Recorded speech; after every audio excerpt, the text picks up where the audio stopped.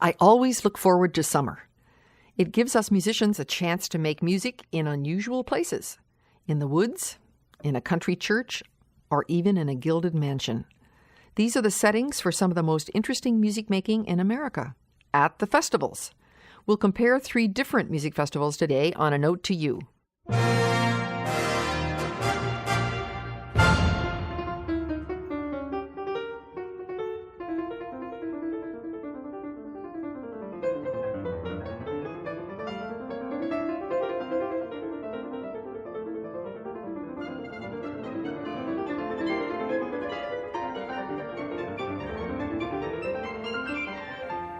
I'm Virginia Eskin. As a kid, I loved playing in the outdoor bowl in Balboa Park in San Diego. I was a cellist in the symphony. We didn't have a pop season, but we had a lot of outdoor concerts for everyone, and the idea was to just show up, come as you were. Over the past 35 years, in almost every American city, these concerts have developed into concert series and then into full-blown festivals, all held in the open air. In Aspen, mountains are the backdrop. In Tanglewood, you can listen to music lying on a blanket under the stars in the beautiful Berkshire Hills. In direct contrast, there's a small festival that takes place in Newport, Rhode Island, in the mansions of 19th century robber barons.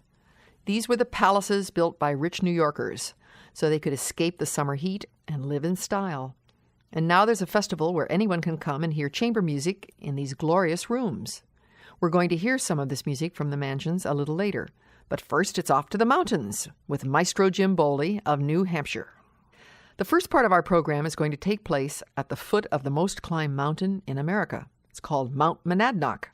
When Jim Bolle came to New Hampshire in the 1960s, he realized that what was missing in the community was music. We musicians call him Music Mountain Man because he looks a little bit like Paul Bunyan. When he came into the studio the other day, I asked him, what's the point of summer festivals? I think that musicians like to do something different in the summer. Most musical jobs are kind of routine. Even if you love them, they're apt to be very strenuous if you're a really working musician. And one uses that time to refresh and rediscover things. And certainly New England is a delicious setting for such an extravaganza. Well, if you're going to go someplace to change, you probably aren't going to go to the Kansas or Oklahoma, wonderful as they are, because they're not very comfortable in the summer. And well, that's true. And in New England or in the mountains, Wyoming, or we have listeners in Montana, and certainly the great summer festivals. We think of Tanglewood or Aspen, Ravinia, Robin Hood Dell or Blossom. They're usually in a bucolic, sort of leafy, cool setting. And I know I get to play in your festival, and I've noticed that all the musicians love to come there to escape the heat of the cities, to play different music, and to get to know different musicians whom they probably don't get a chance to see during their winter schedules. Yeah, that's the main thing that happens, and it's a thing to both stimulate and a little bit relax. Mostly it's a very heavy schedule. We present 30, 35 concerts in a short time. And different program every night. Not always, but sometimes. You don't like to repeat things. No, I don't. I think you always have to find new things. So Monadnock music has been going, you said, 33 years. That's right. Boy, hard to believe. You got interested in Haydn. Was that an early love? Very much so. When I was in college, the Haydn Society was just founded, and I remember going into the record stores to find those early Haydn symphonies, which were really wonderful, and they were very different from the few that we heard from the big orchestras, and that was a real discovery at that time. Let's listen to some of the original recordings you made, Jim. Let's listen to a first movement of a Haydn symphony.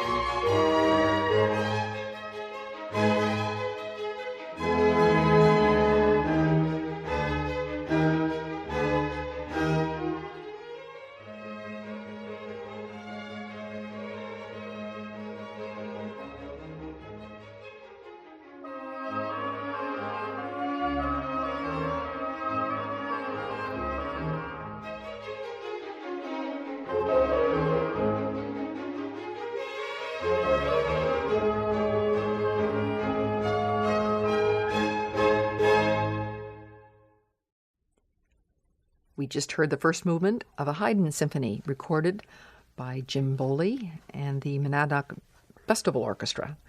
And we were talking about how Jim started the Monadnock Music Festival and all the interesting problems and solutions that occur when you do something like that. Also, the charm of a summer music festival, and part of that is the intimacy. And in New Hampshire, you have all these wonderful little country churches or meeting houses. And you and your wife, Jocelyn, took a good look at that and realized that the acoustic was a major part of what audiences would be hearing. I think it's both the acoustic and the proximity to performers. Until very recently, an audience of 100 was considered a very large audience, and a vast audience would say be 300. That is the big works of Beethoven and so on, even when there were public performances, which there usually were not, were for a small audience. You're putting the chamber back in chamber music, which is a good thing. And I know that you're a serious composer. You wrote a rag for me last summer. Has it been easy to introduce new music to audiences? People have to become unafraid, but you also have to find a way to feel open. And it's much more difficult than being in an art gallery. If you don't like a picture, you can walk away from it. But if you're at a concert and a piece that goes by that doesn't strike your fancy, unless you get up, you are stuck there. And one of the advantages in a smaller place is you can have more of a contact with an audience. They can know that you're not doing this just to be mean to them. Mm-hmm. And they can see all the enormous effort and ardor and passion that goes into new music, the different meters, the different harmonies. It requires extraordinary concentration, and I think that's one of the things that's good about your festival is that people can hear the musicians sniffing and concentrating. You almost hear the gears turning. This is an oboe concerto. And how many years old is it? It's about 5 years old now. And you recorded it with this wonderful player, Basil Reeve. Let's listen to a movement from it.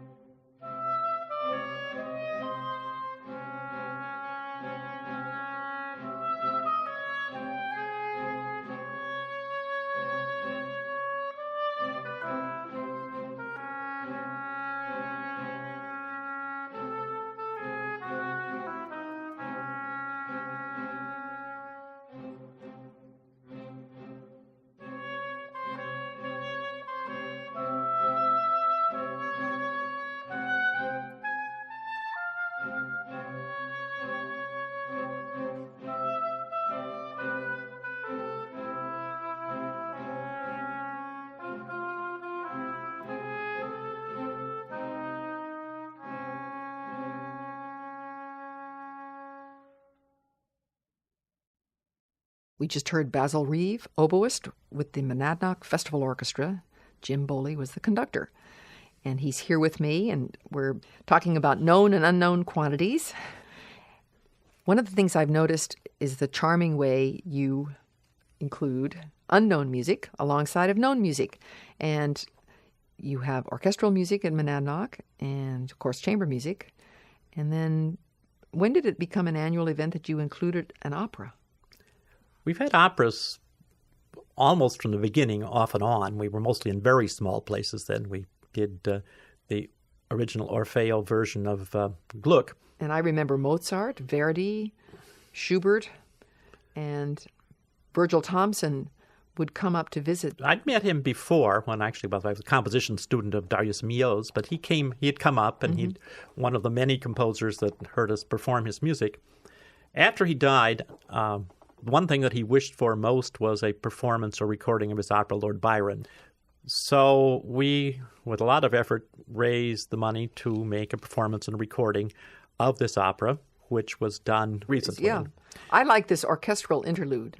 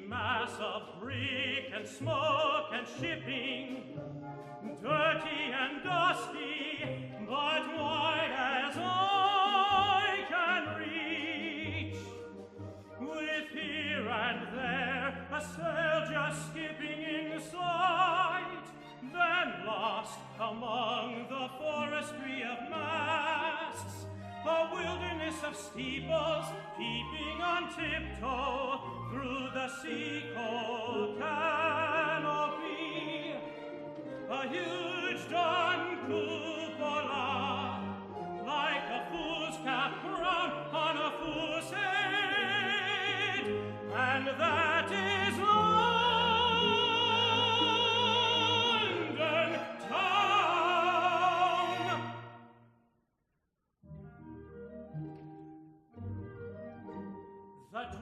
its groves are gone. So much the better. Stonehenge is not, though what the devil is it?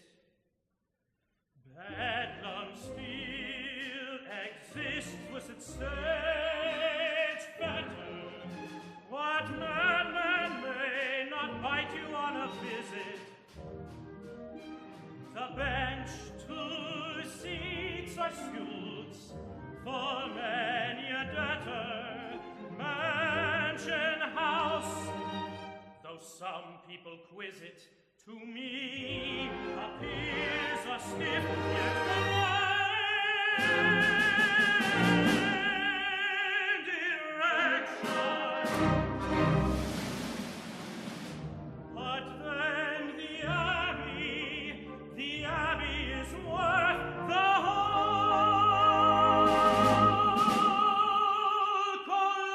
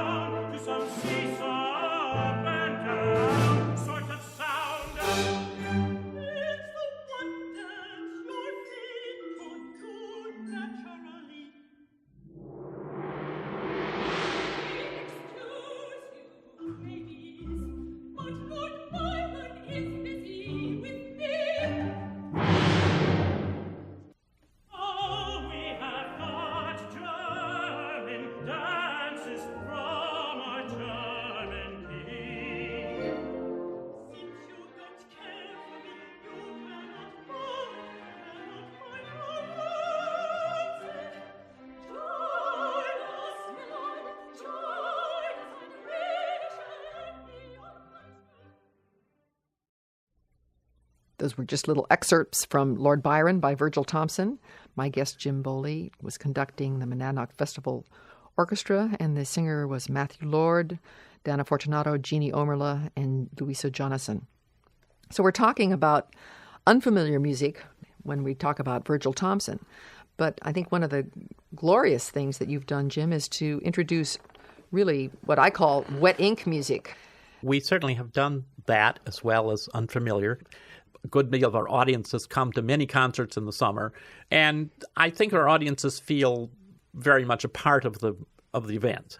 And therefore, they will listen more carefully to what we present, just like you listen to your children, even if they're saying something outlandish. You think they must have a reason to do it. And that's what you really need with music, because, of course, the best new music, the music that was when Beethoven and Mozart were doing it, is precisely because they weren't like all of those other turkeys sitting around them. Hummel. Well, no, Hummel's a pretty great composer. That makes them memorable. And what we're really looking for, what I'm interested in, is the music that is going to be, or has a chance of being, the Mozart and Beethoven in the future. That was Jim Bolle. who's the artistic director and founder of the Monadnock Festival, which takes place in small-town settings all over the state of New Hampshire. You're listening to A Note to You, and I'm Virginia Eskin. Our address is A Note to You in care of WGBH Radio, 125 Western Avenue, Boston, Massachusetts, 02134. Our email address is A Note to You, all in one word, at wgbh.org. And if you write, please let us know the name of your public radio station. A Note to You is made possible by the friends and alumni of Northeastern University.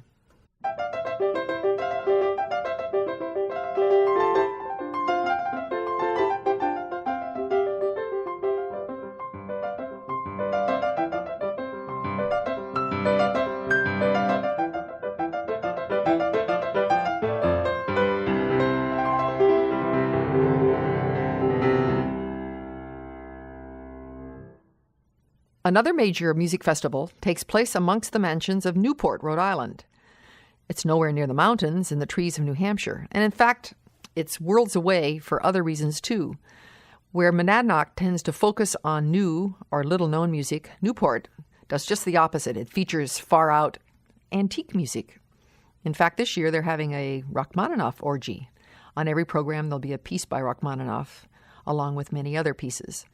And one usually tends to hear American performers at Monadnock, but down in Newport, imported musicians are hired to perform. And one of these artists who's played there is Maria Tipo, who's from Italy.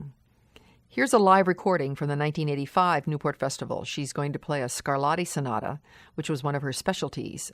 And when she came that year, I remember that she programmed about 10 of them in a row, which was sort of unheard of.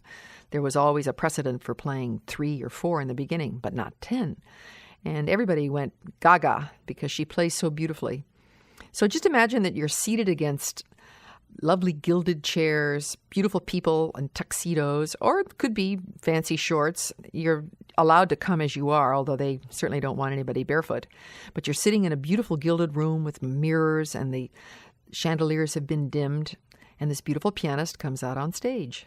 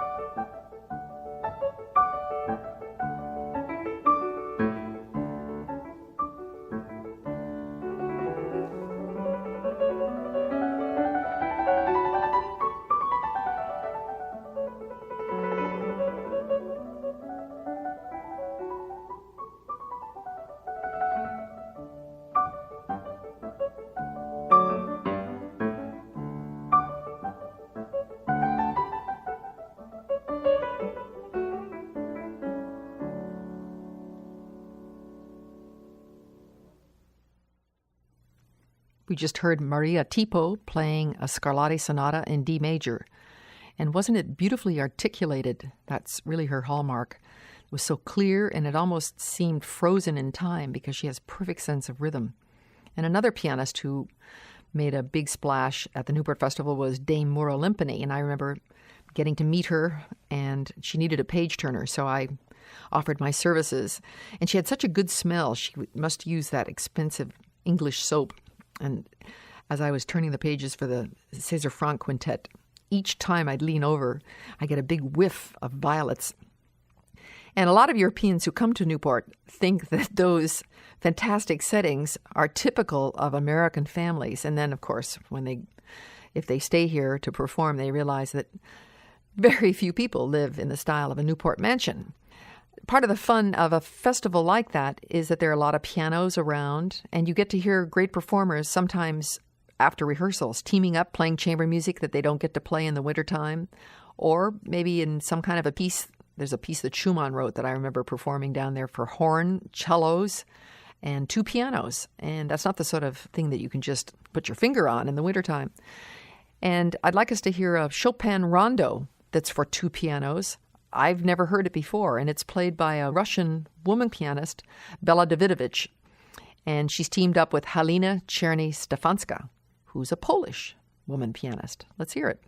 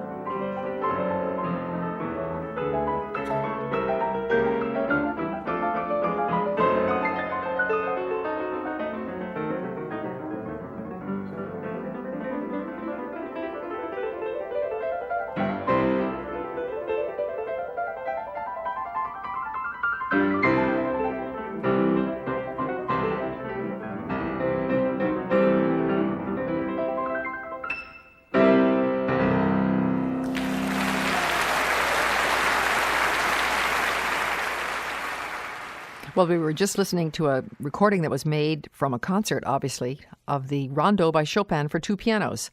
It was played by Bela Davidovich and Halina Czerny-Stefanska. And they certainly were playing in a very clear way. I've never played that particular piece, but I think that part at the end must be a torture because one of the pianists has all those triplets and the other one is going up just in a regular scale. Those are the sort of things that can be rather torturous in the summertime, putting together, under the pressure of very little rehearsal time. But it also is fun to be in a festival because you get to meet people from different parts of the world.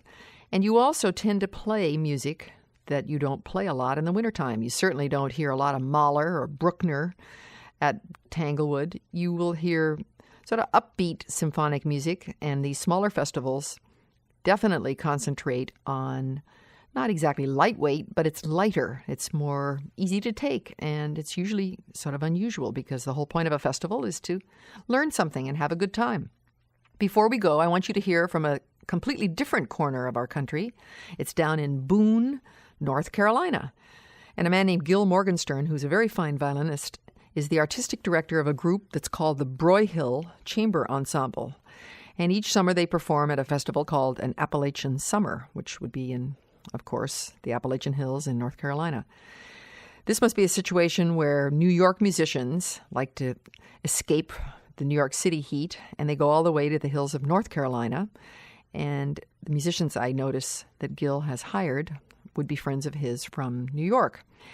And they, too, have put out a CD, just as the Newport Festival does. They issue their own private CDs. And on this recording is a very fine performance of Beethoven's Trio in E-flat major. We're going to hear the last movement, which is very spunky. It's played here by the Broyhill Ensemble.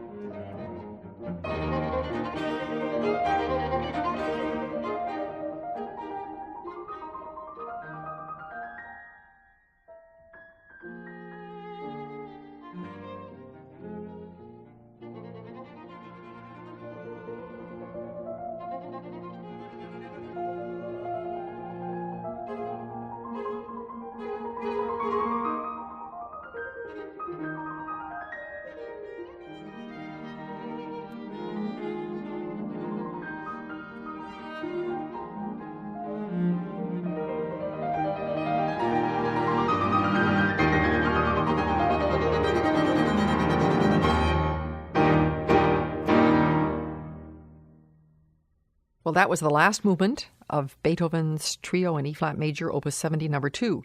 And it was played by Gil Morgenstern, Kati Yarka, and Brian Zager. And they are the Broyhill Ensemble. We were talking about their festival, which is down in Boone, North Carolina. And it's called Appalachian Summer. And this has been a program today about music festivals. I hope you've enjoyed sort of catching that flavor, because it's a lot of fun for musicians to play in different settings. And I think it's reflected in the type of music they play and also the way they play it. So that ends our program today.